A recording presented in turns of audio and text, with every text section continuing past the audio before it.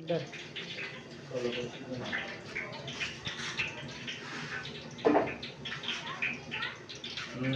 দর্শক, আসসালামু আলাইকুম রহমতুল্লাহ বারাকাতুহু। তো আমি চতুর্থ পর্যায়ে ভিডিও নিয়ে এসেছি আপনাদেরকে দেখানোর জন্য। যেটা আগে বলছিলাম, আমার জাতীয় গোস্ত রান্না হবে।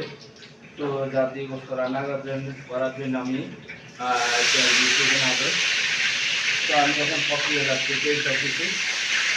তো বন্ধুরা দেখছিলাম দিদি, আমি এখন এখানে দিচ্ছি, প্রথমবার দিচ্ছি, মশলা দিচ্ছি, সমস্ত মশলা সব দিয়ে দিচ্ছি।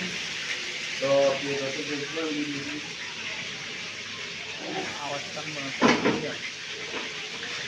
পেঁয়াজ কম হচ্ছে আর একটু দিচ্ছি।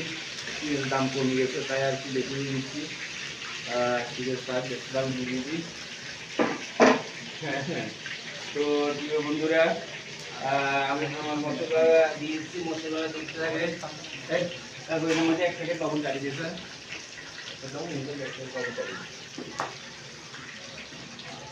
তো দর্শক দেখতে রাখেন, এখন আমি খুব দিচ্ছি হলুদ।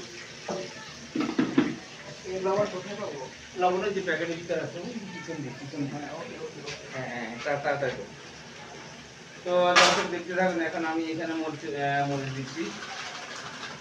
তো ভিডিও দেখতে থাকুন, আমি সম্পূর্ণ মশলা দিচ্ছি।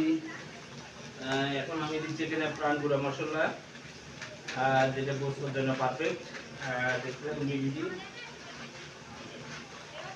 দর্শক কে কোথায় দেখতেছেন আমাকে লাইক কমেন্ট শেয়ারে সহযোগিতা করবেন। এখন আমি এখানে প্রাণ গুঁড়া মশলা দিয়ে দিচ্ছি। তো ভিডিও দেখতে থাকুন বন্ধুরা। তো এখানে আমি একটু পানি দিচ্ছি, এখন গরম পানি দিচ্ছি।